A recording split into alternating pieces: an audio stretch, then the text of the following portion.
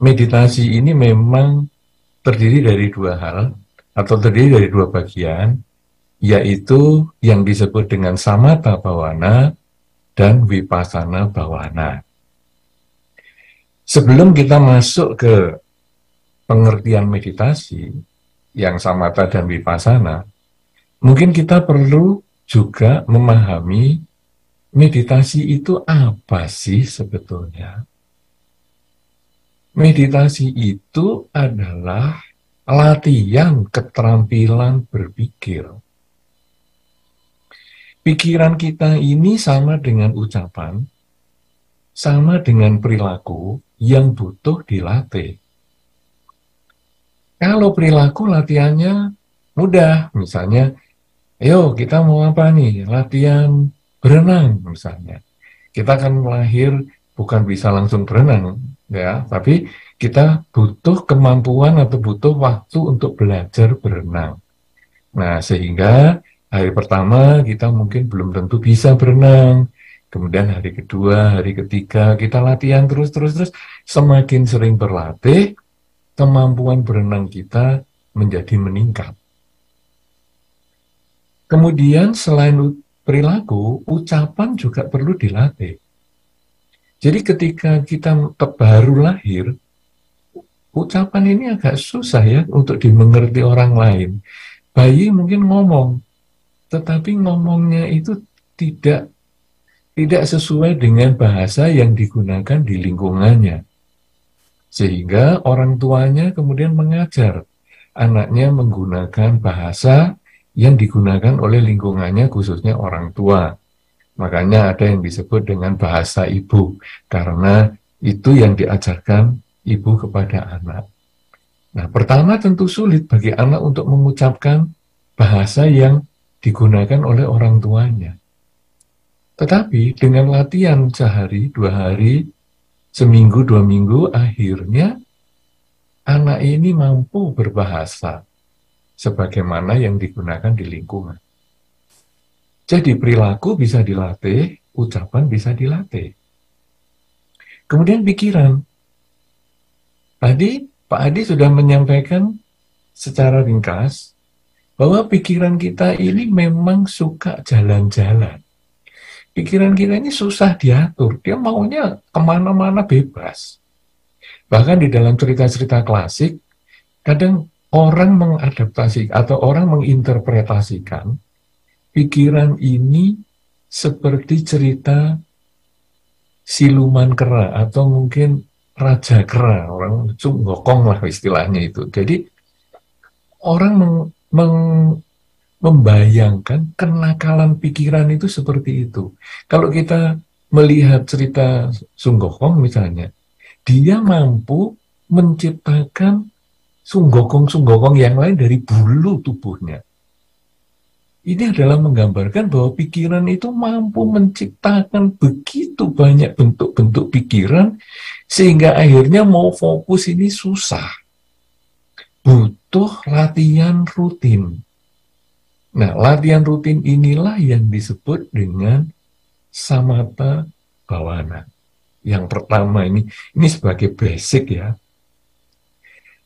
Apakah samatha bhavana? Sebetulnya kalau tadi Pak Adi sudah menyampaikan, yaitu latihan mengembangkan konsentrasi atau melatih konsentrasi. Jadi pikiran ini berusaha dipusatkan pada satu hal yang kita sebut dengan objek. Biasanya objek yang paling sederhana adalah yang ikut dengan diri kita. Ini paling gampang karena objek itu sebetulnya banyak sekali, tetapi kalau kita lihat dari sekian banyak objek, itu banyak yang harus dipersiapkan. Misalnya, kadang-kadang orang mengatakan, saya mau objeknya lilin misalnya. Saya mau mengamati bagaimana api lilin itu bentuknya bagaimana, warnanya bagaimana, cahayanya ini bagaimana. Nah, kemudian itu untuk diamati terus. Ada cara seperti itu. Tetapi cara itu membutuhkan persiapan sehingga tidak bisa dilakukan di sembarang tempat. Mungkin kalau di tempat kamar sendiri bisa pasang lilin, kemudian diamati, diperhatikan, terus gambaran di lilin ini dengan yang di batin harus sama dan seterusnya, itu dilatih terus bisa. Tetapi begitu angin datang, misalnya pintu kamarnya dibuka, lilin ini mulai goyang-goyang, sehingga sulit untuk dijadikan objek. Nah, yang paling sederhana di dalam Dharma, objek kita adalah pernafasan. Karena nafas ini ikut kita dari begitu kita lahir, sampai dengan kita nanti akan dilahirkan kembali. Nafas diamati secara biasa saja, alamiah, nafasnya tidak diatur, karena meditasi ini juga banyak ya di masyarakat, tekniknya ini banyak sekali, ada meditasi yang untuk kekuatan, untuk kesaktian, ya, kalau tadi Pak Adi kan juga menyampaikan hipnosis katanya untuk kesaktian, sebetulnya nasibnya juga sama dengan meditasi, banyak orang kalau pergi ke wihara katanya, mau apa? Mau meditasi, mau sakti ya? Bahkan ada beberapa orang yang pulang meditasi dari Bodhigiri misalnya, wah sudah sakti ya. Nah, jadi orang di luar juga punya konsep meditasi itu untuk kesaktian. Memang ada meditasi untuk kesaktian, tetapi di dalam meditasi Buddhis bukan itu tujuannya. Ada efek samping orang bisa mencapai kesaktian tertentu, karena meditasi itu juga ada tingkat kedalaman tertentu, seperti sebagaimana yang tadi Pak Adi sampaikan, hipnosis ada tingkat-tingkat kedalamannya, demikian pula meditasi ada tingkat-tingkat kedalamannya, sehingga bisa menghasilkan kesaktian tertentu. Tetapi yang kita bahas ini tentu adalah meditasi yang bukan untuk kesaktian, tetapi bagaimana melatih konsentrasi, sehingga nanti kita bisa bergabung dengan Pak Adi dan bisa membahas dengan lebih nyambung. Karena kalau kita arahnya ke kesaktian, kemana, menjadi kurang begitu nyambung. Kembali ke definisi meditasi, yaitu adalah untuk melatih konsentrasi pikiran. Objeknya adalah pernafasan. Pernafasan ini hendaknya seperti normal saat ini, mengalir normal. Jadi Anda bernafas seperti biasa. Bedanya, kalau Anda biasanya bernafas sambil mengerjakan sesuatu, sekarang Anda bernafas sambil Anda amati sendiri. Anda merasakan sendiri kapan napas itu masuk, kapan napas itu keluar. Hanya itu saja. Jadi Anda tidak mengatur nafas. Mengatur nafas itu bagaimana? Misalnya Anda mengenali masuk keluarnya nafas itu dengan kata-kata, misalnya ya, kata masuk dan keluar. Ketika Anda mengatakan nafas masuk, keluar, masuk, keluar, jika Anda bernafas secara normal, maka dalam beberapa menit Anda bermeditasi, nafas itu makin lama makin lambat. Dan Anda hanya mengetahui saja. Masuk, keluar, masuk, keluar. Beberapa menit kemudian, masuk, keluar. Masuk, keluar. Semakin Anda bermeditasi dan semakin Anda mampu untuk mengamati kesadaran Anda waktu sedang bernafas tadi, merasakan irama nafas Anda yang normal itu, nafas ini semakin lambat dan kadang-kadang ada jeda, ada jarak. Jadi masuk, kemudian dia berhenti, keluar, masuk, keluar. Nah, jadi Anda waktu mengamati nafas itu, Anda ya biasa saja. Anda hanya mengamati, tidak perlu mengatur. Sehingga pikiran betul-betul menjadi rileks. Kalau Anda amati nafas dan mengatur, iramanya misalnya dibuat sama, masuk, keluar, masuk, keluar, masuk, keluar. Sampai katakanlah paling sedikit meditasi itu adalah 15 menit. Nah, iramanya sama terus, masuk, keluar, masuk, keluar. Pasti setelah 15 menit tegang semua, ngos-ngosan, pikiran menjadi kacau malah. Padahal ini kita justru menimbulkan ketenangan, kedamaian, kenyamanan dengan pengamatan masuk, keluar, masuk, keluar. Ada juga kata-kata yang tidak harus mengucapkan masuk, keluar. Misalnya, menghitung 1 sampai 2 juga ada. 1, 2, 1, 2, 1, 2. Atau ada juga yang menghitung 1 sampai 5. 1, 1, 2, 2, 3, 3, 4, 4, 5, 5. Begitu sudah sampai 5, kembali lagi 1, 1, 2, 2. Nah, ada satu kala pikiran itu menyimpang. Piknik istilahnya Pak Adi tadi, jalan-jalan kemana-mana. Nah, kita lupa ini. Tadi sudah sampai berapa ya hitungannya? Nggak masalah, nggak usah nyari lagi. Kembalikan ke 1, 1, 2, 2. Demikian seterusnya, sampai 15 menit waktu yang kita sediakan meditasi itu selesai. Caranya adalah dengan kita menggunakan timer. Sehingga tiap kali kita meditasi pakai timer, membuat kita itu lebih tenang, tidak perlu nunggu-nunggu, kok lama ya, rasanya sudah lama nih, sudah berapa menit ya, lalu lihat jam, ya baru 5 menit. Nah, kalau pakai timer belum bunyi, berarti saya terus memperhatikan masuk dan keluarnya nafas. Dengan cara itu, dan rutin kita lakukan, pagi terutama bangun tidur, malam mau tidur, maka pikiran ini akan terlatih untuk terpusat pada objek. Kalau sudah bisa terpusat pada objek, maka kita sekarang bisa mengganti apa saja kegiatan kita sebagai objek. Kalau tadi kita hanya menjadikan nafas kita sebagai objek 1, 1, 2, 2, dan seterusnya. Tetapi sekarang kita sudah mampu nih, sudah rileks banget.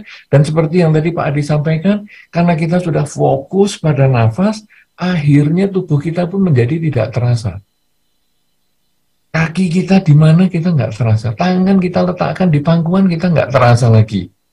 Kemudian telinga kita sudah nggak mendengar karena pikiran kita sudah fokus. Nah, sekarang kalau kita sudah mampu selalu fokus, kita mengalihkan fokus kita itu pada segala sesuatu yang ada di dalam diri kita. Baik yang ada di pikiran kita, maupun yang kita tangkap indria-indria kita, ataupun yang kita rasakan. Misalnya yang ada dalam pikiran kita. Pikiran kita misalnya berpikir, hari ini ada acara dengan Pak Adi ya, padahal kita sedang ngamati, 1, 1, 2, 2, dan seterusnya. Hari ini kok ada pikiran mau ngomong-ngomong sama Pak Adi ya. Langsung kita sadari, ini kita mengetahui, kita menjadikan pikiran itu sebagai objek. Dan kita mengenali pikiran kita ini sedang piknik. Begitu kita amati pikiran itu, dia berhenti. Begitu berhenti, selesai, kita kembalikan ke objek lagi. 1, 1, 2, 2. Kemudian kita merasa, enak ya. Ternyata meditasi ini nyaman sekali. Kemudian kita juga mengetahui ini, loh. Objekku kan mestinya hanya nafas. Kenapa sekarang aku merasa enak? Kemudian kita sadari, ini hanya perasaan. Dan begitu kita sadari itu, dia lenyap. Kemudian kita bisa kembali lagi ke objek. Nah, kesadaran pada segala sesuatu itu, itulah yang disebut dengan vipassana, sebagaimana tadi yang disampaikan oleh Pak Adi sudah disebutkan. Jadi, kalau samatha itu berusaha memegang objek, hanya satu, sedangkan kalau vipassana itu menjadikan apa saja yang ada di tubuh kita ini justru sebagai objek pengembangan kesadaran. Sehingga nanti waktu kita berjalan, waktu kita membaca, waktu kita menulis, itu selalu sebagai objek. Dan itu selalu kita sadari. Sehingga kita sadar sedang membaca, sadar sedang menulis, sadar sedang telepon, sadar sedang mengendarai kendaraan. Dan akhirnya kalau kita selalu mengembangkan kesadaran seperti itu, batin kita akan menjadi tenang, bahagia, dan kita bahkan bisa terbebas dari pikiran-pikiran buruk yang berisi ketamaan maupun kebencian. Bahkan kita bisa terbebas dari ketidaktahuan bahwa hidup itu selalu berubah, karena kita menyadari hidup adalah saat ini. Tadi kita pernah hidup, tapi itu sudah menjadi kenangan. Nanti akan hidup, tapi itu masih impian. Hidup adalah saat ini. Begitu kita selalu sadari saat ini, maka kegagalan di masa lalu hanya menjadi pelajaran untuk kita perbaiki di masa sekarang, untuk membangun masa depan.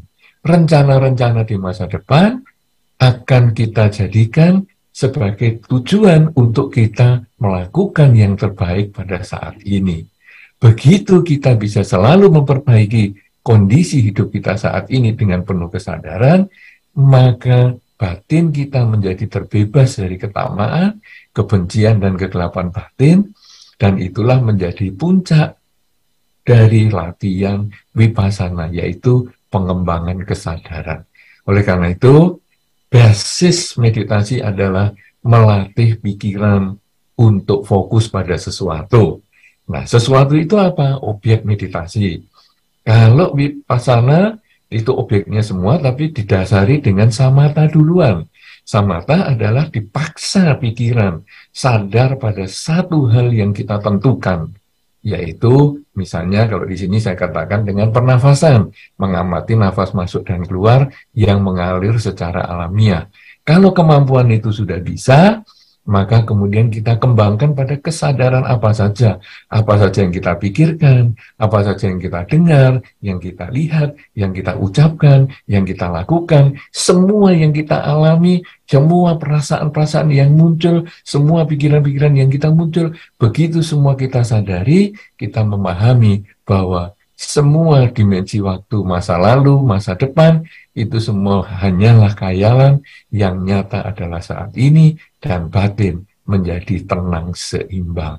Dan inilah yang menjadi dasar untuk latihan meditasi, yang mungkin nanti di dalam tanya jawab kita akan memperdalam lagi bagaimana hubungannya meditasi dengan hipnosis, ataupun bagaimana meditasi yang untuk kita latih di dalam kehidupan sehari-hari, sehingga mengkondisikan kita selalu sadar setiap saat dan membangun kebahagiaan di dalam hidup. Demikian yang perlu saya sampaikan, dan kembali saya sampaikan untuk Ibu ataupun Saudari Eka. Terima kasih. Ya, ini sudah banyak sekali yang raise hand, jadi harus kita pilih salah satu ya, bergantian, Bante dan Dr. Adi. Dari Bapak Stephen Limbara. Nah, saya ingin bertanya, bagaimana kita bisa menggunakan hipnosis untuk bisa masuk ke kondisi padamnya bentuk-bentuk pikiran? Wah, mendalam sekali ini pertanyaannya. Bante, bisa menjelaskan, Bante, silahkan. Oh, sebetulnya pertanyaannya bukan untuk saya nih harusnya. Karena ini bagaimana menggunakan hipnosis untuk padamnya bentuk-bentuk pikiran. Nah, kalau di samatha bhavana, pikiran itu memang bisa berhenti pada saat kesadaran menjadi tinggi sekali pada objek, sehingga akhirnya objeknya adalah kesadaran itu sendiri. Sehingga bentuk-bentuk pikiran menjadi lenyap. Nah, ini mungkin prosedurnya begini ya. Jadi, pertama, orang itu kan pikirannya banyak hal. Ada mikiri pekerjaan, mikiri rumah, mikiri macam-macam. Kemudian diikat dengan objek. Misalnya pernafasan. Kadang-kadang ada juga orang yang sulit ya, saya nafas ini gampang-gampang sulit. Karena halus banget, jadi bisa pindah-pindah kemana-mana. Nah, kadang-kadang dengan kata-kata, misalnya semoga semua makhluk bahagia, diulang berkali-kali misalnya, semoga semua makhluk bahagia. Nah, pokoknya ini diikat dengan objek. Kemudian pikiran ini lari, misalnya mikiri tentang pekerjaan misalnya. Kemudian pegang lagi dengan objek. Nah, kemudian mengucapkan tadi misalnya 1, 1, 2, 2, lari lagi, kembalikan ke 1, 1, 2, 2. Nah, 1, 1, 2, 2 itu masih bentuk pikiran. Cuman ini bermanfaat untuk memegang objek. Artinya objek ini yang tadi tidak karuan itu sekarang kita arahkan untuk mikir satu saja. Nah, kalau sudah semua objek luar ini selesai, sudah tidak muncul lagi, maka 1, 1, 2, 2, 3, 3 itu pun menjadi berhenti. Sudah tidak tahu lagi mau ngomong apa nih. 1, 1 sudah tidak tahu. 1 itu lanjutnya apa, sudah tidak tahu. Tentu saja ini badan juga menjadi sudah tidak terasa, lingkungan tidak terasa, yang ada hanya kesadaran saja. Dan kesadaran pun itu nanti endingnya itu juga timbul dan tenggelam ini. Ada muncul, ada tidak. Cuman kita sekarang sudah tahu terus kapan kesadaran itu muncul, kapan kesadaran itu tenggelam, kapan dia muncul, kapan itu tenggelam. Tapi itu bentuk-bentuk pikiran yang lain sudah menjadi lenyap. Meditasi, saya hanya cerita sampai di situ. Mungkin hubungannya dengan hipnosis, nah ini bagiannya Pak Adi, karena kalau saya yang menghubungkan mungkin tidak tepat. Silakan Pak Adi, bagaimana ini mencapai tahap itu tadi? Bante, karena pertanyaan juga untuk kedua pembicara, jadi Dokter Adi silahkan. Oke, terima kasih Bante. Sangat setuju dengan yang disampaikan Bante dan sebenarnya sama ya dengan kalau kita melakukan hipnosis ya. Saya ingin cerita singkat saja mengenai sebuah penelitian yang dilakukan oleh Sherman, itu adalah penelitian untuk disertasi di Amerika. Ini kami menemukan secara tidak sengaja di ruang praktek ya, dan setelah saya menemukan ini fenomenanya rasanya kok nggak pernah kami temukan, dan akhirnya saya melakukan riset di internet dan ketemu literatur mengenai itu. Jadi tadi kan saya menjelaskan bahwa kondisi hipnosis itu ada kedalamannya, ada lapis-lapis kedalamannya. Pada satu titik tertentu, dan ini sangat menarik, saat seseorang masuk ke kondisi yang disebut dengan kedalaman ekstrim depth of hypnosis, tapi dia belum tidur ya, jadi sedikit di atas tidur, itu orang itu kalau ditanya, Anda ini siapa? Nggak tahu. Loh, tadi katanya ada masalah, masalahnya apa? Nggak ada itu, siapa yang ada masalah? Loh, Anda kan tadi bilang masalah Anda nih. Nggak ada itu. Loh, Anda ini siapa? Nggak tahu saya. Di sini kami menyimpulkan dan juga sejalan dengan hasil penelitian itu, bahwa di kedalaman yang sangat ekstrim, saya menarik benang merah sepertinya ini sama ya, sama dengan kondisi pikiran yang sangat tercerah pada objek, bahwa ego-ego itu padam. Mereka tidak lagi bisa muncul atau aktif. Sehingga orang dalam kondisi kesadaran itu, ya sudah seperti nggak tahu apa-apa sudah dia. Tapi dia sadar. Nah, pada saat itu, pikiran itu berhenti benar itu. Di titik yang lain adalah saya pernah mencoba eksperimen ini di kelas pelatihan. Saya menuntun seseorang masuk kondisi hipnosis, tapi tidak sedalam itu. Dia masih sadar dia siapa, dia masih tahu dia ada di mana, dia sadar. Tapi pada saat misalkan dibilang, coba Anda berpikir, dia bilang nggak bisa. Berusaha berpikir coba. Dia bilang nggak bisa. Nah, di situ saya simpulkan, memang pada titik kedalaman tertentu, pikiran itu seperti yang tadi Bante sampaikan, begitu tenang, ya bisa dia tercerah pada objek, bisa juga dia dituntun, maka pada saat itu dia nggak mau lagi mikir yang lain-lain. Jadi seperti yang Bante bilang, dia terikat pada sebuah objek. Nah, demikian. Terima kasih. Ya, baik. Demikian ya Bapak Stephen penjelasan dan analisa dari kedua pembicara atas pertanyaan Bapak. Dan sekarang kita bergeser lagi, ini ke Zoom. Ada yang sudah raise hand, Suhu Yusuf. Selamat malam, Suhu. Wandami, Bante, Sukihotu, Dokter. Saya beberapa hari yang lalu baru di endoskopi. Kan dimasukin alat ke mulut besar sekali. Saya ada sejenis alergi atau trauma. Jadi pada saat dimasukin sebesar itu, saya langsung muntah. Terus secara otomatis lidah itu dorong alat tersebut, sehingga itu tidak bisa. Maka dokter suruh saya tenang, dimasukkan, terus saya masuk ke kondisi meditasi samatha. Benar-benar karena memang saya menekuni meditasi dan praktisi meditasi. Kesadaran saya itu benar-benar, saya yakin itu udah masuk ke dalam kondisi samatha, sehingga saya tenang dan kesadaran tuh penuh, benar-benar penuh sekali. Tapi dibius pakai bius total, pakai inhalasi udara. Tahu-tahu sudah selesai dan saya sudah dipindahkan ke ruangan dan ada yang senggol pundak, saya sadar dan kesadaran saya, pikirannya tuh penuh, tahu bahwa saya sudah selesai dan saya bangun. Yang ingin saya tanyakan, apakah bisa seseorang dalam kondisi terbius total, tapi dalam kondisi meditasi? Itu mohon pencerahan dari Bante dan dokter. Terima kasih. Ya, baik, Suhu. Wah, ini pertanyaannya juga menarik dan saya juga penasaran ini. Dokter Adi bisa menjelaskan terlebih dahulu, silahkan dokter. Oke.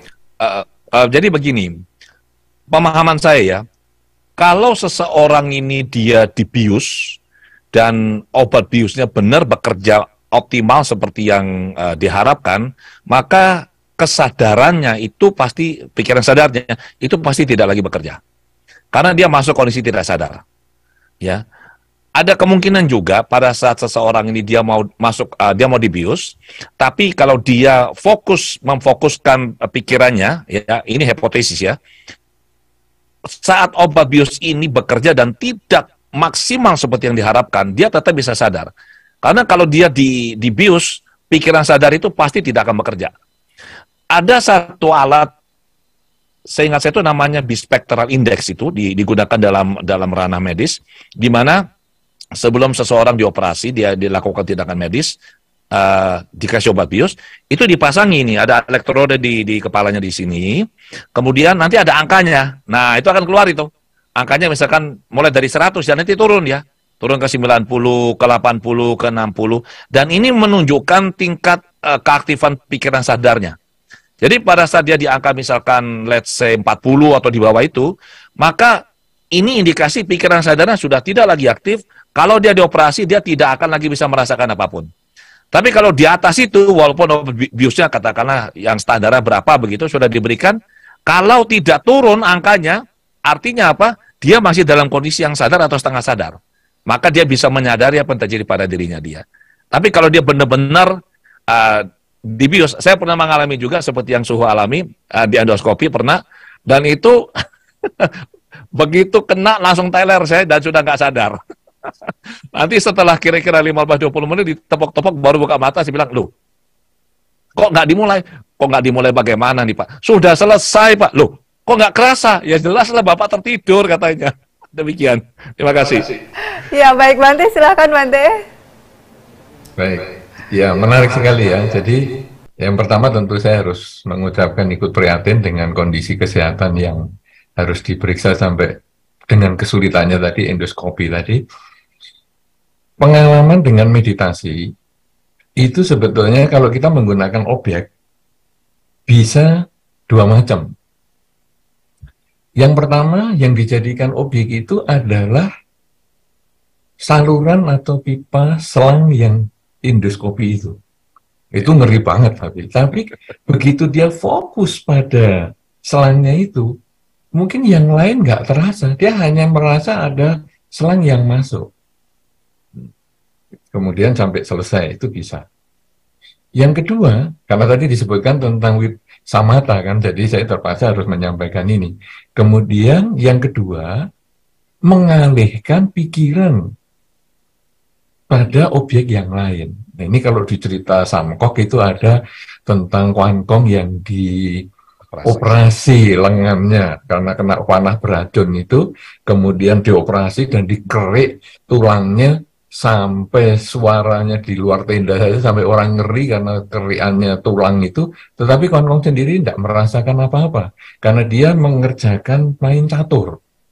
Jadi fokus pada catur sehingga ini tidak terasa. Nah, ada kemungkinan yang tadi ketika dibius, mungkin biusnya sih bius lokal. Kalau yang Pak Adi tadi, mungkin biusnya bius total. Sehingga tahunya udah pokoknya, loh kok belum mulai? Oh, sudah selesai. Nah, ini mungkin bius total. Tapi yang tadi dialami itu bisa juga dia bius lokal, yang tadi Pak Adi sampaikan, yang mungkin ada sekitar level skala 40 atau berapa misalnya. Jadi nggak merasakan di mana-mana, tapi bisa mengarahkan pikiran untuk di objek tertentu.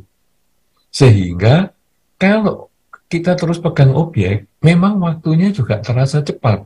Yang lain-lain tidak terasa. Itu biasanya kalau kita dengan timer itu akan tahu. Tahu-tahu loh, timernya kok sudah bunyi.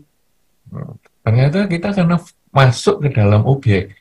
Sehingga kalau memang tadi objeknya itu adalah misalnya nafas misalnya, kemudian biusnya itu tidak total, mungkin akan seperti yang dialami. Jadi ada kesadaran terus pada objek, tetapi tidak merasa sedang diendoskopi sampai selesai. Tapi yang ketiga, kemungkinannya ini juga mungkin menganalisa ya, seperti yang tadi Pak Adi sampaikan, ada kemungkinan pada saat kita sedang masuk proses bius, anestesi itu, kita menggunakan objek, misalnya mau ngamati nafas, 1, 1, 2, 2, kemudian amblas. Tidak terasa apa-apa. Waktu sadar, itu pikiran balik ke 1, 1, 2, 2. Ini kita sudah kehilangan, sebetulnya kehilangan sekian menit, karena pengaruh bius itu, yang tadi mungkin kalau Pak Adi menjadi tidak sadar itu, hilang, kemudian di akhir kehilangan itu, karena pikiran kita ini memegang objek dengan kuat, maka muncul lagi objeknya 1, 1, 2, 2, dan begitu kita buka mata, loh, kok sudah di ruang perawatan? Kok rasanya saya tadi meditasi kok nggak ngerasa apa-apa? Sebetulnya kita ada kehilangan seperti itu. Dan biasa di dalam meditasi juga ada. Jadi misalnya ya, kita sedang meditasi, kemudian waktu awal-awal, kita tahu nih, 1, 1, 2, 2. Kemudian pikiran kemana nggak tahu. Tapi 1 menit terakhir, muncul lagi kesadarannya. 1, 1, 2, 2, kemudian belnya bunyi. Lalu kita ngomong, wah enak sekali hari ini meditasi. Ya enak, cuma ujungnya sama akhirnya saja. Tengahnya ini nggak ketahuan kemana. Ini juga bisa terjadi seperti itu. Banyak hal, tetapi sebetulnya kita di sini hanya bisa menganalisa, memberikan jawaban sesuai dengan pertanyaannya tadi. Tetapi sebetulnya yang paling tahu jawabannya adalah yang mengalami sendiri. Karena kita tidak tahu bagaimana kondisi saat itu. Ya, demikian. Mudah-mudahan upaya medis yang dilakukan bisa memperoleh kesehatan dengan sesuai dengan yang diharapkan, dan apa yang kita jawab ini juga bisa memberikan pengertian yang lebih baik. Terima kasih. Ya, baik. Demikian Suhu Yusuf, penjelasan kedua pembicara dan analisanya. Jadi kita semua juga turut mendoakan beliau apabila kondisi saat ini belum sembuh total, begitu ya. Kita bersama-sama mengharapkan hal yang sama.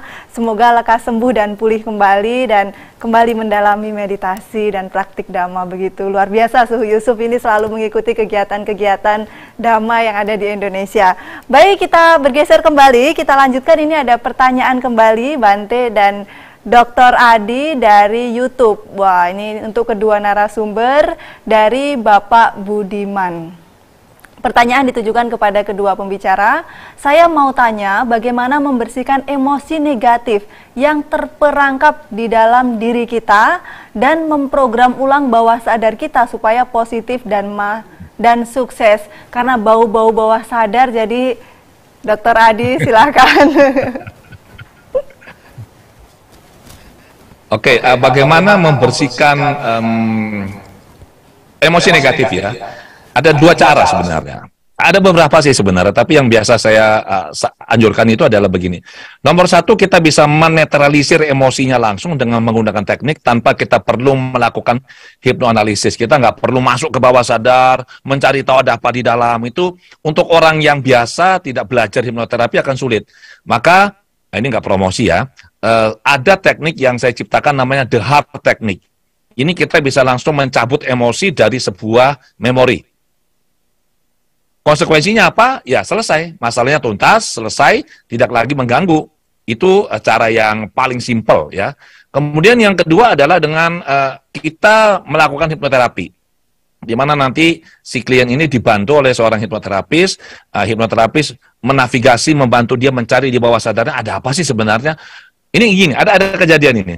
Saya melakukan live terapi di ruang pelatihan saya. Ada seorang bapak umur sekitar 45 dan datang ke saya tidak kenal orang ini, tapi saya undang untuk saya terapi, bahwa katanya adalah dia ini suka mudah sekali marah, bawaannya marah. Hal-hal yang kecil bikin dia marah. Dan dia bilang, ini nggak benar ini harus dibereskan. Saya bilang, kalau Anda punya kesadaran seperti ini, bagus.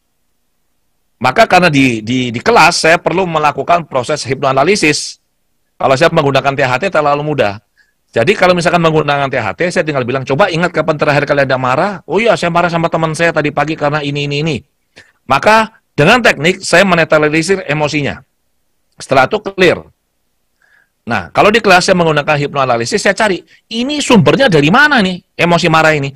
Wah, setelah ditelusuri, ternyata, ini menarik sekali nih, dia mundur ke usia 3 tahun, pada saat itu mama papa mau pergi acara kondangan orang nikah, mau pesta. Dia mau ikut, anak kecil kan, mama ikut, begitu kan? Mamanya nggak usah, repotin aja, nanti susah jaganya di tempat pesta.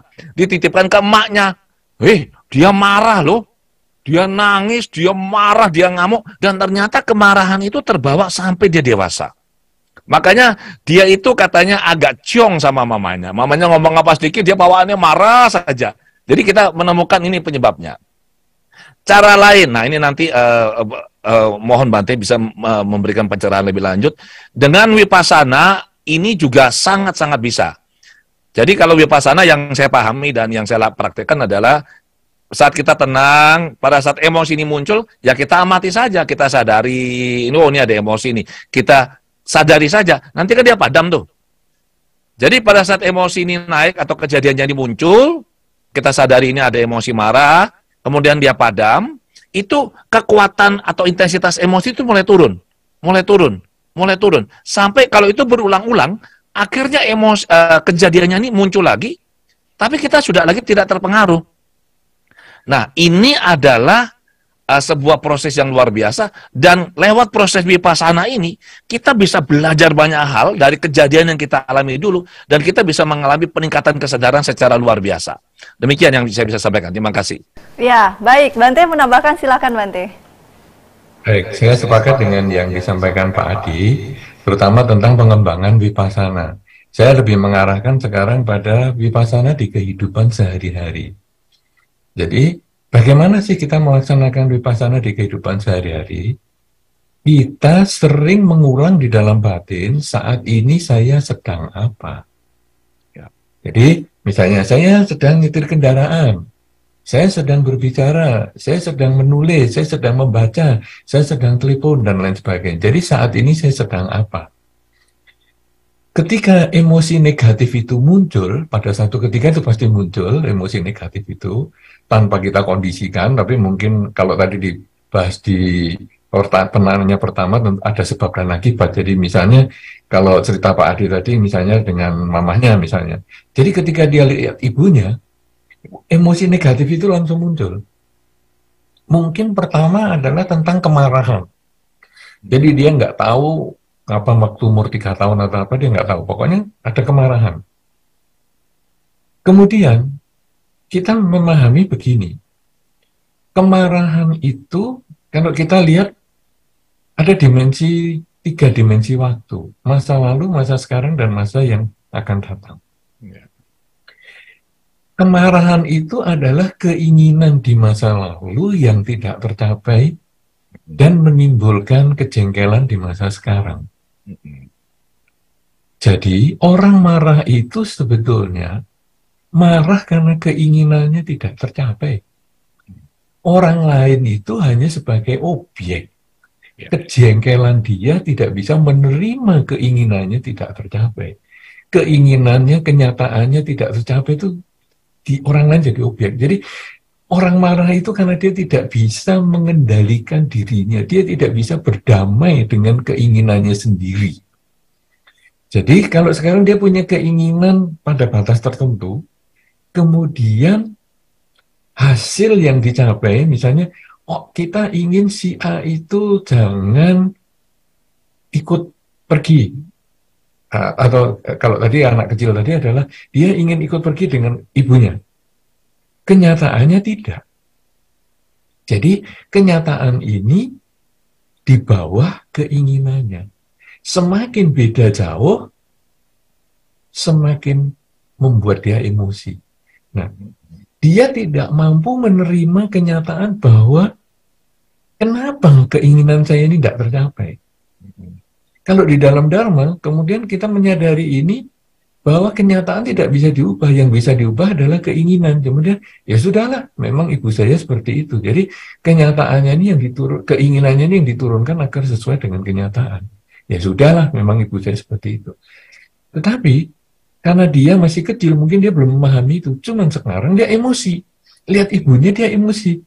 Lalu apa yang dilakukan? Sebetulnya dia kemudian hanya menyadari saat ini saya sedang apa? Sedang melihat ibu saya.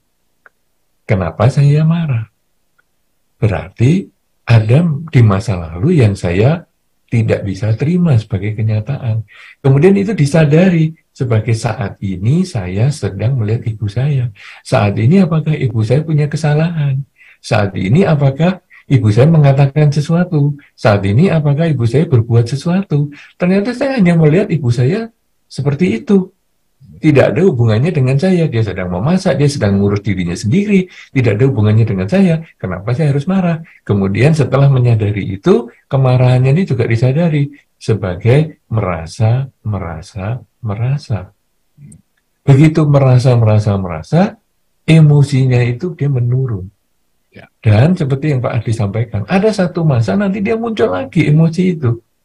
Tetapi intensitasnya sudah semakin berkurang.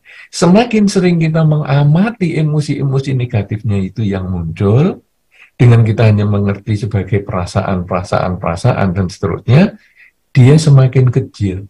Sampai hasilnya nanti, simpanan atau timbunan emosi negatif di dalam batinnya itu sudah habis, emosi yang jenis itu sudah habis, maka dia tidak muncul lagi. Bahkan kalau mungkin satu ketika dia ingat di masa kecil dulu dia pernah ditolak oleh ibunya, dia hanya merasa ya itu pengalaman biasa. Sama dengan ada orang yang misalnya putus cinta, pertama emosi banget. Tapi begitu sudah dia menyadari, itu kan milik masa lalu. Masa lalu hanya sebagai pelajaran untuk kita perbaiki saat ini, kita tingkatkan saat ini, agar tidak terulang di masa depan. Akhirnya dia menyadari itu sebagai masa lalu. Dan dia tetap ingat. Masa lalu dia pernah putus cinta, tapi dia tidak takut jatuh cinta. Dia tidak lagi benci dengan orang yang menolak cintanya, karena dia sudah menyadari hidup adalah saat ini. Tadi saya pernah hidup, tapi sudah tidak hidup. Nanti saya akan hidup dan belum tentu hidup. Kenapa saat ini saya mengisi hidup saya dengan negatif?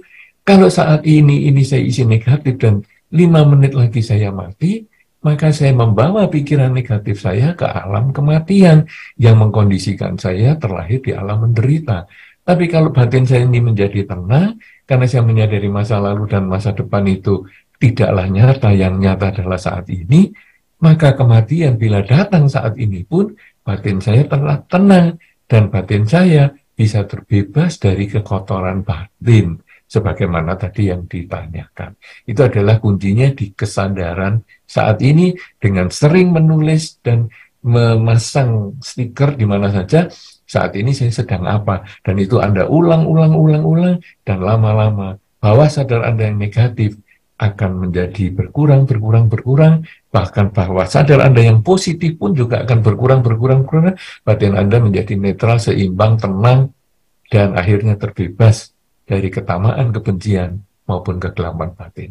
Demikian, silakan, Saudari Eka.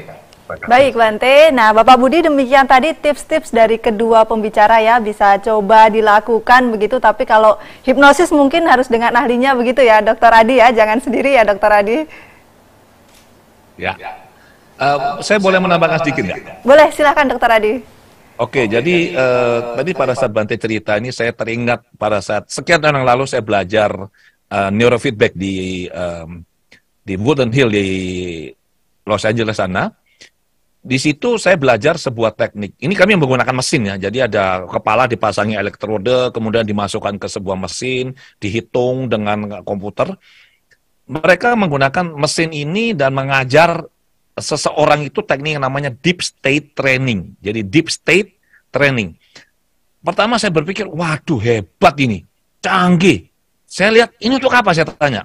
Nah, guru saya bilang begini, saat itu kan ada banyak orang, mereka kirim tentara pergi ke Timur Tengah perang begitu kan, ke Irak kemana. Dan banyak yang pulang itu mengalami PTSD. Jadi Post Traumatic Stress Disorder, gangguan stres pasca trauma. Ini sangat-sangat sulit bagi para tentara yang pulang ke Amerika. Jadi mereka dikasihkan alat ini. Nah, alat ini menghitung gelombang deltanya berapa, gelombang alfa, theta, macam-macam. Dan dikondisikan supaya orang ini deltanya sedikit. Jadi badannya dibikin rileks, tapi nggak tidur. Rileks, tapi nggak tidur. Dan ternyata setelah itu, nanti akan muncul pengalaman yang pada saat mereka perang, pada saat temannya ditembak, pada saat ini pengalaman yang mengerikan lah. Nah, luar biasanya ya. Pada saat mereka dalam kondisi yang begitu rileks, tenang, begitu gambar ini muncul, mereka nggak bisa bereaksi. Karena fisik mereka atau pikirannya sudah dibikin begitu rileks. Gambar yang muncul nggak bisa bereaksi, disadari saja nanti padam. Nanti muncul lagi, padam. Setelah saya dengar penjelasannya dan saya juga menggunakan mesin itu, saya bilang, loh, ini mah kuno nih. Ini sudah 2.600 tahun yang lalu ini diajarkan oleh Sang Buddha ini. Ini adalah Vipassana, cuma bedanya sekarang kita pakai mesin. Seolah-olah canggih banget, padahal ini mah, saya bilang sama teman saya, ini mah barang kuno nih, saya bilang. Ya, ini sudah diajar 2.600 tahun yang lalu. Cuma sekarang karena mesin kita merasa, wih hebat banget. Itu prinsip Vipassana sebenarnya. Dan itu mahal loh. Beli alatnya, pergi ke sana belajar. Nah ini kalau mau Vipassana, udah datangi Bante atau ikut ini, Mobo ya Bante ya. Apa meditasi online, bimbingan offline. Meditasi online, offline. Meditasinya offline, bimbingannya yang online. Nah udah belajar aja sama Bante lewat ini, program Mobo. Itu lebih asik itu. Demikian. Ya, baik dokter, terima kasih atas tambahannya, sangat lengkap ya tadi penjelasannya ya. Dan selanjutnya kita beralih lagi ke penanya selanjutnya. Ini sudah banyak di Zoom yang sudah angkat tangan begitu dari tadi, saya khawatir juga pegel, jadi harus kita panggil satu-satu supaya diturunkan ini tangannya ya. Baik, ini ada Bapak Pramana Winardi. Selamat malam Pak Pramana, boleh diinformasikan dari mana bergabung bersama kami malam hari ini? Saya Pramana Winardi dari Tangsel. Oh, Tangerang Selatan. Baik, silakan pertanyaannya Pak. Yang mulia Bante, Pak Adi yang terhormat. Udah lama nggak ketemu ya Pak Adi. Malam Romo, sudah lama. Ya, saya ada beberapa pertanyaan. Ini topik yang luar biasa menurut saya. Pertama begini, seperti Bante tadi sampaikan, meditasi itu adalah keterampilan untuk mengendalikan pikiran agar pikiran bisa berkonsentrasi terhadap objek tertentu. Kira-kira begitu. Nah, dalam proses mengendalikan pikiran itu, tentu pikiran itu kan lompat-lompat sebagaimana tadi sudah disampaikan. Nah, kemudian saya merasa aja, apakah memang proses itu mempunyai makna dan manfaat tertentu? Saya tidak tahu ya, mohon pencerahan. Kemudian karena saya belajar diajarkan oleh Pak Adi Gunawan tentang hipnosis, Pak Adi saya menggunakan ice rolling Pak Adi. Ya, ice rolling mungkin Pak Adi kalau berkenan cerita secara singkat ice rolling.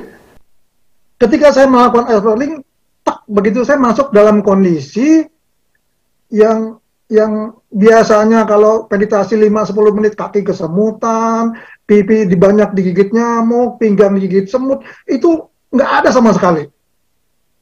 Gitu, saya merasa badan saya nggak ada, tapi saya sadar saya meditasi gitu ya. Ketika suatu saat saya pengen selesai, aduh, dalam hati saya, baru sebentar kok selesai. Saya buka mata, ternyata udah 1 jam 10 menit, begitu ya. Nah,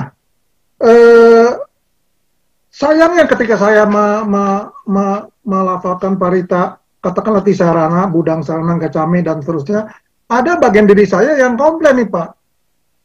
Kamu menyatakan berlindung kepada Buddha, Dharma, Sangha, meditasi aja bukan pakai cara Buddha. Nah ini jadi bentrok lah dalam diri saya. Akhirnya saya kembali lagi nih ke meditasi, ada Patasati, kemudian Vipassana. Cilakanya dengan hati kecil, memang pikiran nakal. Ketika saya fokus sekali begitu, saya senang sampai saya terharu, Besokannya meditasi kacau balau. Waduh, pikirannya kalut. Sampai saya frustasi, frustasi lah meditasi. Udahlah. Tapi kemudian ketika saya sudah frustasi, saya meditasi lagi, fokus lagi gitu. Begitu seterusnya Bante. Saya juga jadi pusing.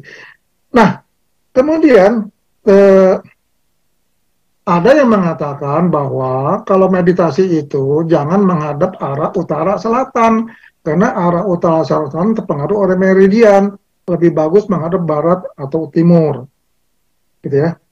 Nah, Bante, pertanyaan saya seperti itu. Apakah seseorang yang belajar hipnoterapi, belajar reiki, belajar qigong dan lain-lain itu tidak diperbolehkan latihan meditasi karena katanya tidak kompatibel? Saya tidak pernah mendapat penjelasan yang memuaskan. Tidak kompatibelnya itu di mana, gitu ya. Kedua, pertanyaan saya adalah ada yang mengatakan bahwa ada yang mengajaknya pada saya, kalau meditasi udah niat aja meditasi, selebihnya serahkan aja sama Buddha gitu loh. Mau menjadi tercapai, concern dan sebagainya terserah. Pokoknya kita memeditasi aja, titik. Gitu. Nah, selanjutnya sementara cukup dulu dah, nanti ke bagian yang lain. Makasih. Baik, terima kasih atas pertanyaannya Pak. Tadi Bante ada 2 pertanyaan ya, belajar hipnoterapi boleh atau tidak tuh meditasi, kemudian kalau meditasi itu yang penting niat, selebihnya serahkan ke Buddha deh itu. Nah, bagaimana Bante? Silakan Bante. Nanti Dokter Adi bisa menambahkan juga. Baik, sebetulnya ya, meditasi itu Anda boleh belajar apa saja itu silahkan, tidak problem. Cuman pada saat pelaksanaan meditasi, itu Anda hanya tahu objek, tahu cara duduk, dan tahu objeknya saja. Jadi kalau, tadi kebetulan ini kan Romo ya, jadi tahu riwayat Buddha Gautama. Riwayat Buddha Gautama itu, pada umur 6 tahun, beliau sudah bisa meditasi dengan baik sekali. Yang disebut di bawah pohon jambu itu, di peristiwa membajak. Ya, jadi artinya apa? Kalau saya membaca itu menjadi satu nilai simbolis.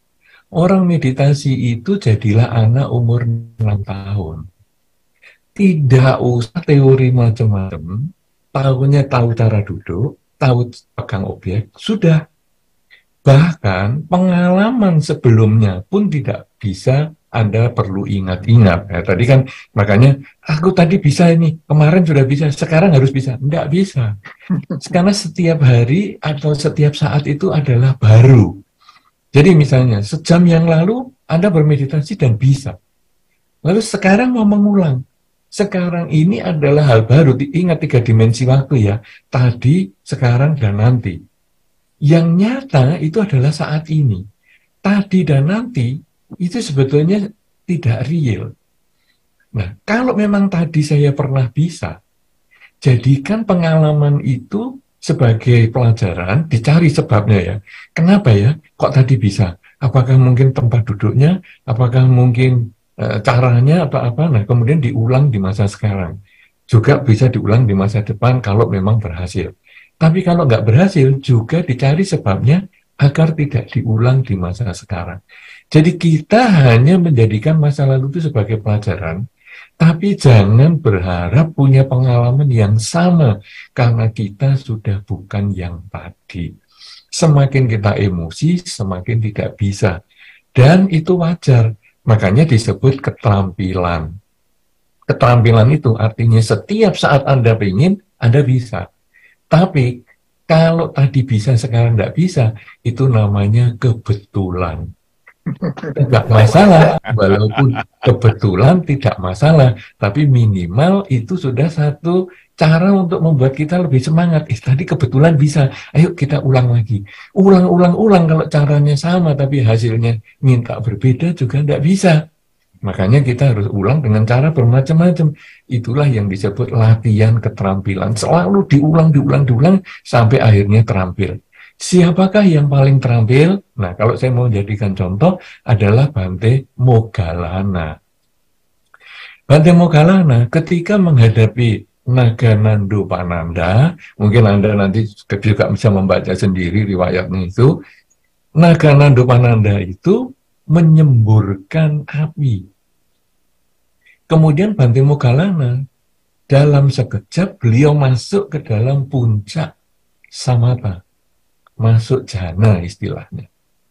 Sehingga begitu disembur, beliau langsung masuk ke jhananya. Dalam sekejap, belum sampai sepersekian detik, sudah masuk ke dalam jhana, sehingga semburan itu, Anda bisa bayangkan semburan itu sedemikian cepat, tapi memasuki jhananya menjadi sangat cepat sekali, sekelebat pikiran, dan akhirnya semburan api itu tidak ada efeknya untuk Bhante Moggallana. Bahkan jubahnya pun tidak. Kenapa? Karena sudah fokusnya menjadi maksimal, tubuhnya pun menjadi terlingkupi oleh kualitas meditasinya yang demikian luar biasa. Nah, itu karena terampilnya luar biasa. Tetapi bagi yang belum terampil, kadang ada orang mengatakan, aku ini meditasi sudah bisa mencapai jhana. Oh ya, kalau sudah mencapai jhana berarti kena api kan nggak masalah. Oke? Kamu meditasi bisa mencapai jhana berapa menit? Saya tungguin. Nanti saya kasih hiyo. Jadi hiyo itu hidup ya, dihidupkan. Kemudian dia suruh meditasi. Kamu bisa jhana berapa? Dalam 15 menit bisa masuk jhana ya? Oke. Kemudian hiyonya kita hidupkan dan kita tusukkan ke tangannya atau ke kakinya. Kalau ditusukkan tidak merasa, itu jhana sungguhan. Tapi kalau ditusukkan kaget, itu kebetulan dulu pernah jhana. Nah kan tadi Anda kan juga gitu, saya kakinya nggak merasa, berarti itu kalau ditusuk mungkin nggak merasa. Tapi kalau hanya sekali itu berarti kebetulan. Jadi ini butuh latihan. Kemudian dikatakan, pokoknya kalau kamu meditasi hasilnya atau kamu ngadep kemana, memang ada kepercayaan seperti itu.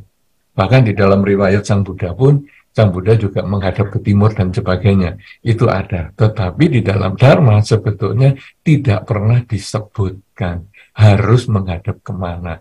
Kenapa? Karena meditasi yang penting adalah latihan keterampilan berpikir. Mau ngadep kemana-mana, yang penting terampil. Kemudian, kalau sudah meditasi ya terserah saja. Ya sebetulnya itu istilah yang mungkin agak ada berlebihan. Tetapi sebetulnya gini, manusia di dalam meditasi itu hanya bisa berusaha. Tentang hasil, kadang-kadang kita tidak bisa menentukan. Itu sama dengan bisnis. Bisnis misalnya ya, Anda hanya bisa menargetkan. Misalnya bulan ini saya harus dapat X rupiah. Kemudian Anda bekerja dengan sistematika Anda, SOP-nya Anda bekerja. Tetapi apakah bulan ini dengan SOP Anda itu betul-betul bisa X rupiah? Belum tentu. Bisa melebihi X rupiah, bisa berkurang dari X rupiah. Karena X rupiahnya ini ada banyak faktor. Ya, mungkin ada faktor karma dan lain sebagainya. Sehingga tadi dikatakan, pokoknya terserah Buddha lah. Ya, itu silakan saja, itu hanya bahasa saja. Tapi sebetulnya memang kita sulit untuk menentukan hasil. Kecuali Anda sudah terampil. Ya, seperti Bhante Moggallana tadi, sudah bisa menghadapi. Jadi, ini ada ular, naga yang menyembur apinya. Oke, kalau gitu saya sikapi dengan meditasi langsung. Karena kalau mungkin dipikirnya mungkin ya kalau saya pindah tempat atau apa butuh waktu lebih lama dibandingkan saya mengendalikan pikiran misalnya. Jadi beliau sudah tahu efeknya pasti begini. Tetapi kalau orang-orang yang belum terampil, ya mungkin kita-kita yang masih berlatih ini, nyari yang hasilnya seperti tadi aja susah.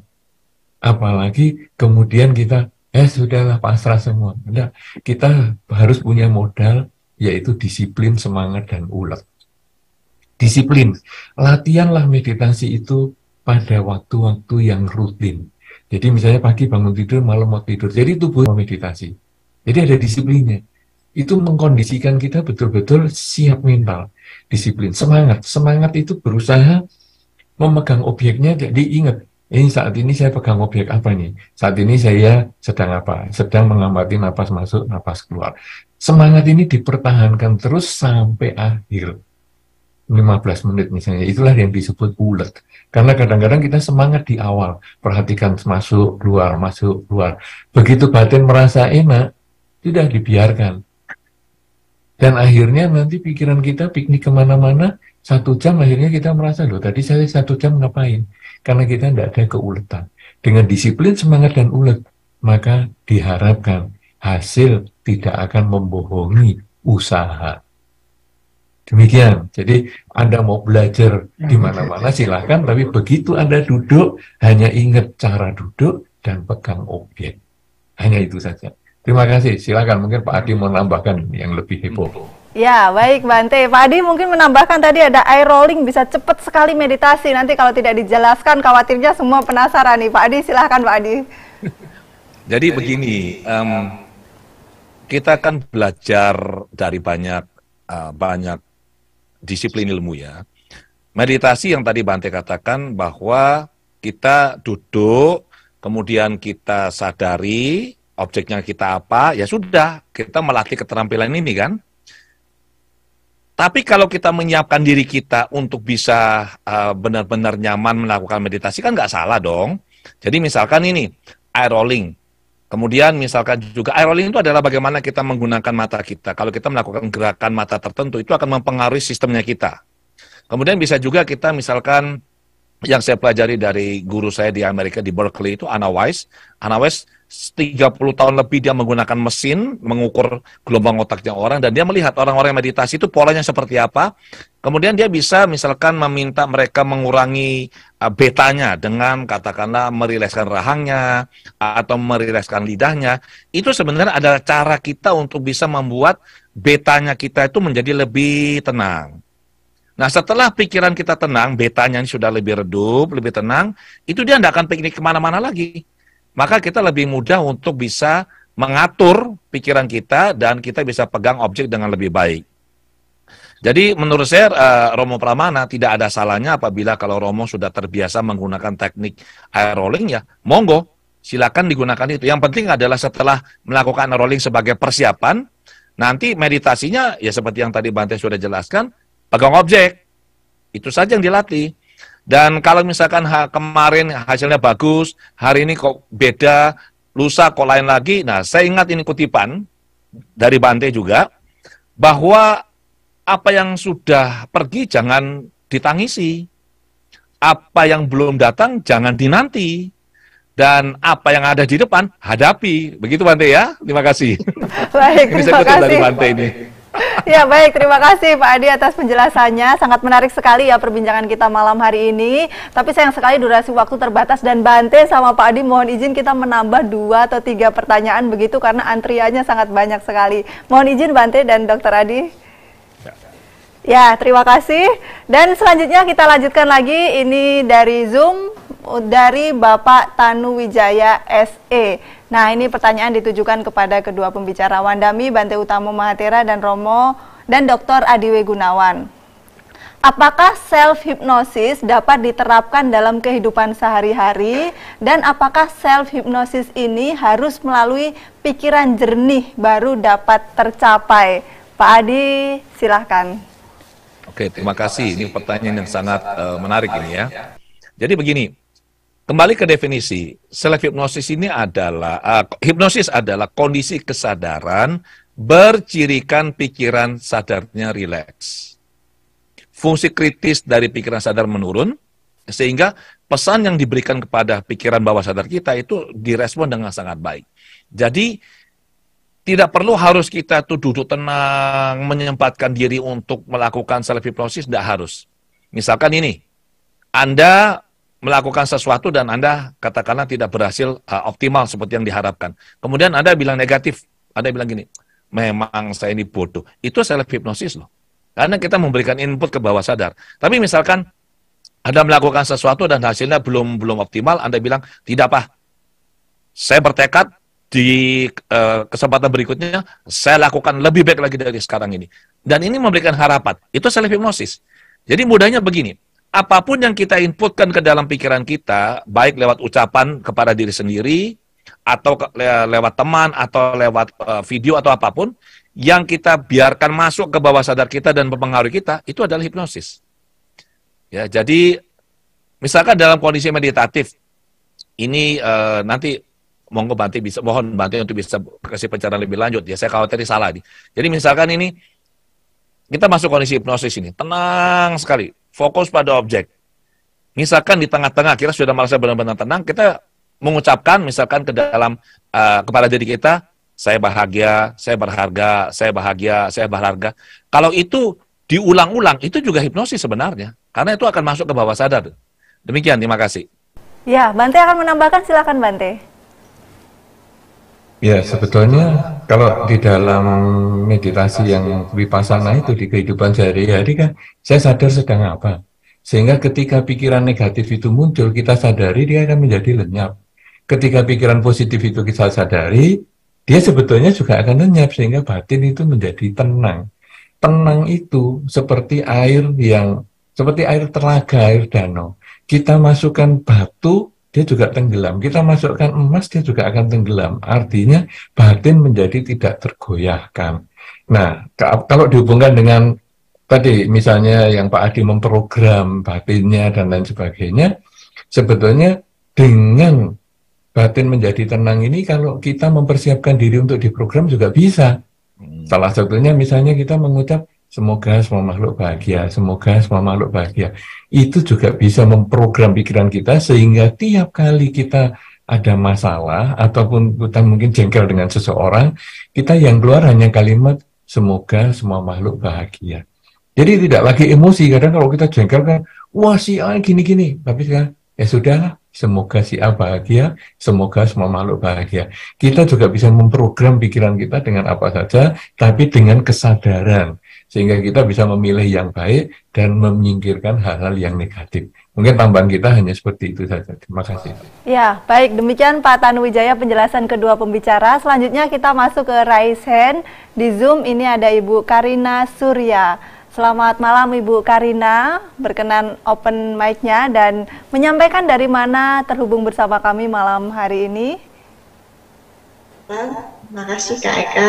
Ya. Bante sama Pak Adi. Saya dari Jakarta, nama Karina. Pertanyaan saya untuk Pak Adi. Saya ada bruxism, setiap malam itu gigi suka bergesek gitu. Dan kayaknya gesekannya lumayan parah sehingga merusak gigi saya. Apakah hipnoterapi bisa membantu saya, atau ada yang kayak self hypnosis yang bisa membantu saya agar kepala itu tidak tegang di saat malam hari gitu? Atau ada untuk Bante mungkin meditasi apa yang mungkin bisa membantu saya dalam tidur tidak terlalu tegang? Soalnya gesekan gigi itu kita tidak sadar, kan dilakukan di saat tidur. Ya. Nah, itu aja pertanyaan saya. Makasih banyak. Baik, Dokter Adi silakan. Oke, bruxism itu bisa dibantu dengan hipnoterapi, ya, bisa berhenti itu. Jadi dari beberapa literatur dan juga dari praktik yang kami lakukan itu bisa. Cuma memang begini. Orang yang mengalami bruxism itu giginya kan kalau dia tidur giginya gini ger, akhirnya nanti itu terkikis. Bahkan sampai bangun-bangun itu aduh rahangnya capek atau sakit sekali. Dari perspektif ilmu pikiran ya yang saya dalami, itu ada bagian diri atau ego personality yang melakukan ini. Ini bisa diajak bicara, bisa diminta untuk menghentikan apa yang dia lakukan. Apapun yang kita alami, seperti bruxism, ini sebenarnya adalah sebuah pesan dari bawah sadar. Ada sesuatu yang harus diproses ini. Nah, solusinya adalah ibu bisa minta bantuan hipnoterapis, salah satu. Atau kalau dengan self-hipnosis, ibu sebelum tidur, nggak usah ngomong self-hipnosis lah. Bilang aja gini, ibu bertekad aja deh, lebih mudah begitu. Ibu sebelum tidur, ibu tenang, ibu bilang, saya malam ini tidur, rahang saya rileks, tidur saya nyaman, saya besok pagi bangun, tubuh saya segar, dan hati saya gembira. Diulangi beberapa kali. Atau kalau perlu ditulis saja. Ya, dan nanti lihat hasilnya. Jadi pada saat ibu bilang malam ini ibu tidurnya tenang, jangan bilang akan tidur tenang ya, karena itu tidak akan pernah terjadi. Nggak boleh pakai kata akan. Malam ini saya tidur tenang, rahang saya rileks sepanjang malam, besok pagi saya bangun tidur dengan perasaan hati gembira dan tubuh segar. Udah, itu diulangi 5 kali, itu self-hypnosis. Demikian. Ya, baik Dokter Adi. Bante, tadi ada meditasi apa yang pas untuk beliau, Bante? Silakan, Bante. Sebetulnya meditasi ini bukan menjadi obat mujarab segala macam hal ya. Jadi kadang-kadang orang juga salah, misalnya ini kaki saya panjang sebelah, apakah dengan meditasi bisa jadi lurus lagi? Saya kira ya ini tidak seperti itu. Kalau saya lebih cenderung kondisi demikian ini perlu konsultasi dengan ahlinya dulu. Jadi saya cocok dengan yang Pak Adi sampaikan, ada kondisi bawah sadar yang membuat demikian. Nah, kemudian setelah jelas masalahnya, misalnya, wah ini karena emosi yang dulu di masa kecil seperti ini, nah, baru itu bisa diselesaikan dengan kesadaran bahwa masa lalu, masa sekarang, dan masa depan, itu sebetulnya yang real adalah saat ini. Ya, jadi tidak semua itu harus diselesaikan dengan meditasi. Nanti akhirnya orang-orang nggak ada yang berubah kemana-mana. Ini apa? Pusing-pusing. Meditasi. Ini apa? Jalannya nggak seimbang. Meditasi. Itu kenapa? Itu nggak bisa sekolahnya. Meditasi. Wah, ini kenapa? Waduh, nanti jadi tidak karu-karuan. Orang akhirnya nganggap meditasi adalah kesaktian. Padahal kembali lagi, meditasi adalah keterampilan memusatkan pikiran pada objek yang sudah kita tentukan. Demikian, silakan Ibu Eka. Ya, baik Bante dan Dr. Adi, izin satu pertanyaan terakhir dan saudara sekalian kita masuk ke pertanyaan terakhir ini ya. Ini dari Zoom, dari Bapak Irwan Wijaja. Selamat malam Bante, mohon bertanya, bagaimana cara meditasi untuk menghilangkan atau melupakan trauma masa lalu keluarga yang sangat berat? Dikhawatirkan trauma ini masih melekat terus sampai menjelang tutup usia. Bante, silahkan nanti Pak Adi berkenan menambahkan ya, silahkan Bante.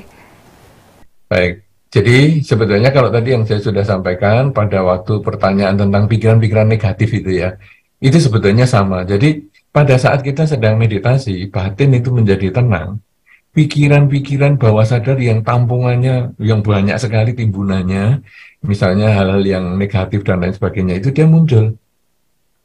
Nah, kemudian kalau di samatha, pikiran negatif yang muncul itu tekan ke bawah lagi. Ibaratnya botol, kalau kita ada botol minuman bersoda ya, itu ditutup. Jadi walaupun dikocok minuman bersodanya ini, busanya itu tidak bisa keluar karena ditutup. Tutupnya ini apa? Objek.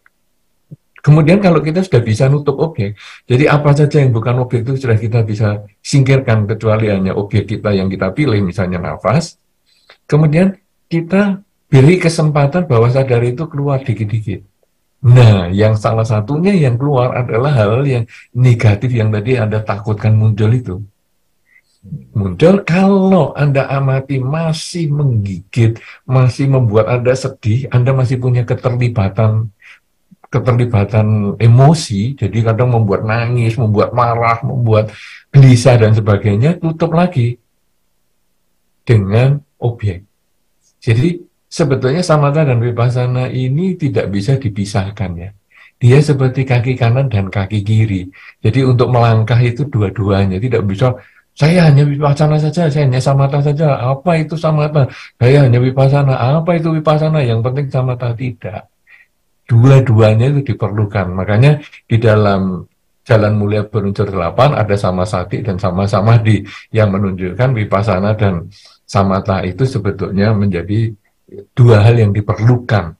Seperti kaki kanan, kaki kiri. Jadi setelah ditutup ini, kemudian kadang dimunculkan, dibuka, dia muncul emosi-emosi negatif itu. Kemudian kita hanya ngamati, ini adalah pikiran-pikiran ataupun ini hanya perasaan, ini masa lalu dan lain sebagainya.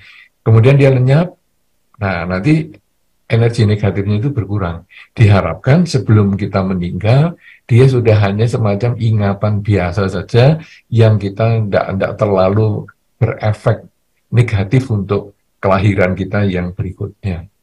Nah, tetapi kalau kita amati masih menimbulkan kita keluar air mata, masih emosi dan sebagainya, kita tutup dulu dengan objek. Sudah tenang, kita buka lagi objek kita dan kita amati lagi yang di bawah sadar kita. Demikian seterusnya, karena ini namanya terampil, maka pada saat kita buka tutup objek ini selalu bisa. Tapi kalau tidak terampil di samathanya, kita sudah buka, ini keluar sodanya, dan kita kemakan emosinya, malah sampai akhir meditasi itu kita nangis sampai waduh, tidak karu-karuan emosi kita, tidak karu-karuan sampai kita marah setelah meditasi. Padahal sebetulnya begitu kita muncul, sadari, aduh aku nggak kuat nih, tutup dulu. Nah, kemampuan kita bisa membuka dan menutup ini, itulah yang menjadi kebijaksanaan. Karena kita tahu, ini sekarang sudah waktunya saya amati, sampai lenyap. Wah, ini tidak kuat nih saya. Sudah, mumpung masih saya sadari, saya jadikan ini sebagai objek lain, saya kembalikan ke objek awal, yaitu nafas. Demikian seterusnya. Nah, satu ketika, kalau kematian datang, bagaimana ini? Ilmunya juga sama. Jadi, ketika kematian akan datang, pikiran kita tadi juga sama. Kalau pikiran negatif itu masih muncul, dan kita belum bisa menyelesaikan, dan kita masih emosi, tutup dulu. Kalau mampu ya, kalau kita sudah terampil ya nih, kita tutup dulu. Sehingga hasilnya, orang kalau sudah demikian, maka tingkat konsentrasi ini akan mengantarkan dia ke alam yang sesuai dengan tingkat konsentrasinya. Tetapi kalau kita kebocoran yang negatif, ya sudah, kita akan lahir di alam yang mungkin kurang baik, tetapi tentu sesuai dengan kondisi karma yang kita miliki. Kalau kondisi karma baik kita banyak, maka kita di alam menderita itu hanya sebentar, dan kita selesai dari alam menderita, lahir di alam yang lebih baik. Karena itu, kita di masa sekarang, mumpung masih kuat, mumpung masih sehat, ayo berlatih bagaimana memusatkan pikiran pada objek, ataupun menjadikan apa saja sebagai objek, yang itu menjadi melangkah kaki kanan dan kiri di dalam pikiran kita. Demikian. Ya. Silakan. Baik Bante, wah demikian penting ya meditasi ini untuk kita. Kemudian Dokter Adi, mungkin dari keilmuan Dokter Adi ada yang ingin disampaikan atau ditambahkan mengenai mengurangi trauma masa lalu atau menghilangkan. Silahkan Dokter Adi. Ya, jadi begini, apa sih trauma ini sebenarnya? Trauma ini kan adalah sebuah kejadian yang kita alami, yang dilekati oleh emosi negatif intens. Masalahnya adalah, mengapa emosi negatif ini muncul? Bisa saja sebenarnya kejadiannya tidak traumatik loh. Tapi karena persepsi kita, kurang bijaksanaannya kita, pemahaman kita yang belum berkembang dengan baik, memberikan makna negatif.